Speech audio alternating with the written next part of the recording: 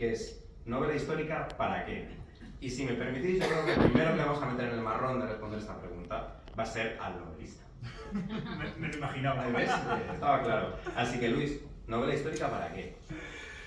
Bueno, pregunta complicada. No, muchas gracias. Me suma a los agradecimientos.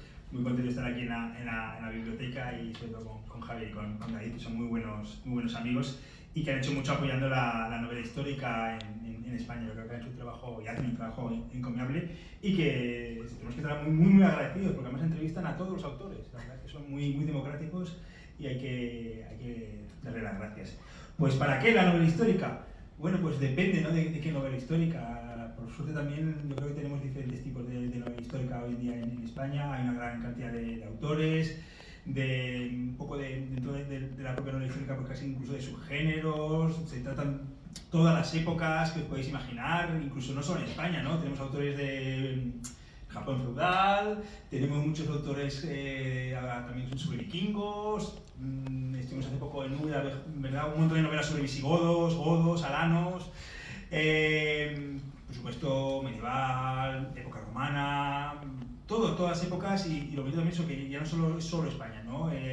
Se están ampliando la verdad es que yo creo que pocas cosas resisten, ¿no? Pocos territorios y épocas a los autores, y esto es algo que hace, pues José igual Javier lo puede decir mejor, pues hace 20 años no era así.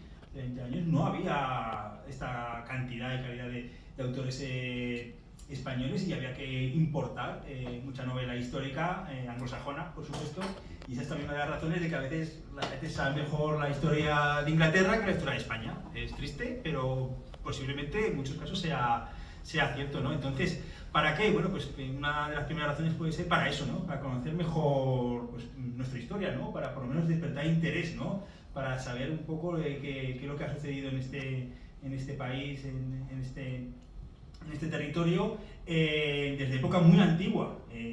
Despertar ese interés y mostrar un poco lo que puede ser pues más interesante para el lector. Pero también ¿para qué tanta novela histórica? Bueno, yo creo que sobre todo para llevar al público a lo que yo creo que sobre todo tiene que ser la novela histórica, que es el placer de la lectura, ¿no? Yo creo que la novela histórica tiene muchos elementos que la hacen ser un género, yo tengo que decir desde el punto de vista de escritor, muy difícil de escribir, es muy difícil escribir novela histórica, luego si quieres lo explico mejor, pero muy difícil escribir novela histórica, pero eso luego tiene recompensa. Yo creo que los lectores de novela histórica son muy fieles y cada vez, por suerte, hay más lectores. Bueno, ya que me has dicho lo de los 20 años, y soy el que peina más canas de los que estamos sentados aquí en la mesa, pues es verdad. Hace 20 años no se publicaban tanta novela histórica como se está publicando ahora. Eso es innegable, ¿no? Y como bien ha dicho Luis, eran los autores anglosajones sobre todo, y en algunos casos italianos también, algunos franceses, pero menos, que se dedicaban a la novela histórica. Y aquí en España, hombre, no hemos sido los inventores de la novela histórica, pero hemos tenido novelistas de novela histórica fantásticos, como pueden ser Benito Pérez Galdós con sus episodios nacionales, que son unas novelas históricas bastante breves y sencillas y que están genial todas ellas. A lo mejor quizá alguna un poquito más flojita, pero es que, claro, con 54, ¿no? Creo que son. Pues es normal que siempre se echa un borrón, pero vamos, son unas novelas geniales. Luego también Pío Baroja con sus Memorias de un hombre de acción también tiene otras 19 novelas muy buenas, también que son históricas claramente. Valle Inclán también con la trilogía sobre la reina Isabel II también.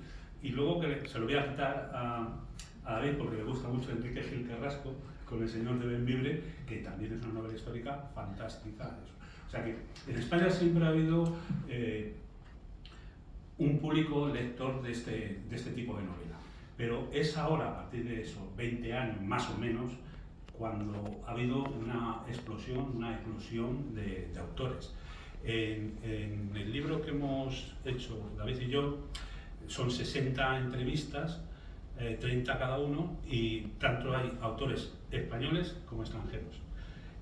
Contaré una anécdota que el editor, cuando le presentamos que le presentamos más entrevistas, nos dice, quitad los extranjeros que no interesan tanto. Es lo que los periodistas llamamos la cercanía, que les gusta más la cercanía. Pero bueno, ¿quién se atreve a quitar a Ken Follett, a Manfredi y a Scarrow? O sea, hay muchos extranjeros, pero también españoles. Cuando Luis decía, y tiene toda razón, no se ha explicado bien la historia de España. Y eso sigue ocurriendo ahora.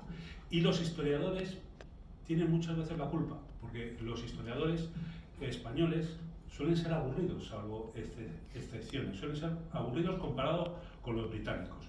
Los británicos hacen una historia... ¿Algún historiador en la sala que se dé aburrido? ¿U ofendido? No. Sí. Los historiadores británicos, me voy diciendo, son muy divulgativos y se oye mucho decir, de hecho a mí me lo han dicho hace poco, dice, uy, esto se lee como una novela. Y es verdad que ellos escriben así y se puede leer como una novela. Al faltar en España pues este conocimiento de la historia, sin meternos en política, meternos en tal, pero desconocemos bastante nuestra historia. Y la labor que está haciendo ahora mismo en España la novela histórica cada vez más es que todos estos autores como Luis nos dan a conocer periodos de la historia que no conocemos y ellos siempre se fijan en cosas muy curiosas. Aquí tenemos el tablero de la reina, luego hablaremos sobre ello, sobre el libro, pero tiene una historia muy bonita sobre el juego del ajedrez que luego contará Luis. Entonces, eso, un lector normal, yo lo desconocía, pues nos atraen todas estas cosas y es lo que están haciendo los novelistas históricos, divulgando esa historia que normalmente no leemos en los libros de historia. Esa historia que se fija más en lo cotidiano y que los protagonistas tienen sentimientos y no son simples personajes históricos. Que luego, si queréis, también podemos hablar sobre eso. Sí, habéis dicho cosas interesantes, muy interesantes. Ya que me has puesto a Gili Carrasco, que es uno de mis autores favoritos. Por eso te lo he quitado. Sí, porque mi abuela era leonesa y si algunos sois de León, pues sabéis que allí en León y sobre todo en el Bierzo, pues este autor tiene mucho arraigo porque era de él y porque la historia del señor de Bembibre está ambientada en aquellas tierras de Ponferrada, en el castillo templario, etcétera, etcétera.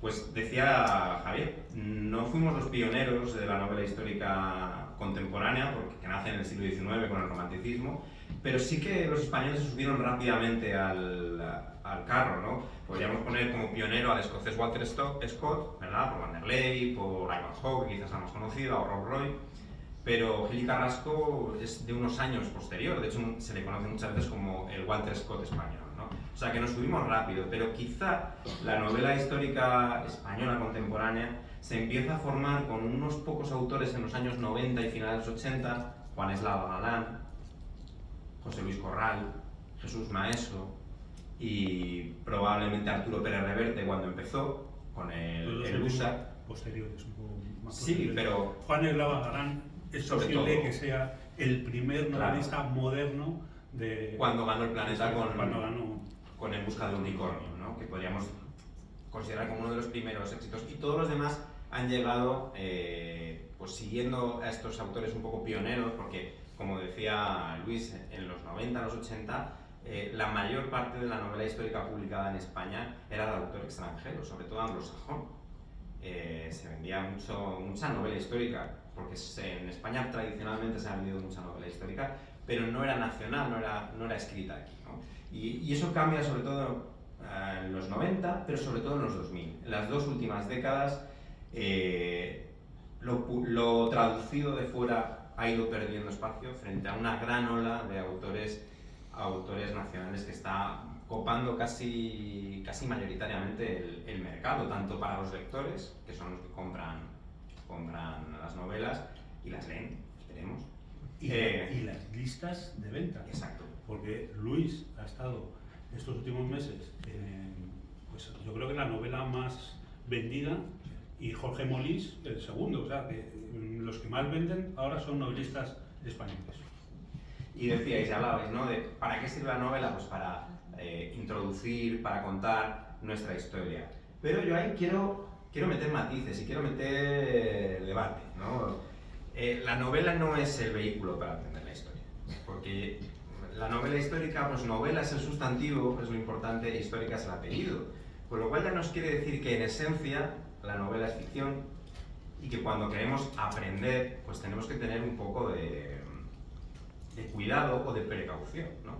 Todos somos lectores maduros, nadie nos tiene que proteger de lo que leemos, pero es verdad que no es lo mismo leer un ensayo sobre historia que leer una novela, ¿no? La novela, por definición, es fábula, es ficción, y fijaros, siempre se dice que la novela histórica, y Luis a veces lo habrá sentido así, es como un género escapista, poco conectado con la actualidad, y es radicalmente mentira. Fijaos, yo creo que todos habéis oído, en la última semana, mañana creo que se estrena la película esta Napoleón de Ridley Scott, y llevamos toda la semana en todos los periódicos hablando de que si retrata bien a Napoleón, que si no es un retrato fidedigno, que si es muy inglés, que si no salta las campañas españolas.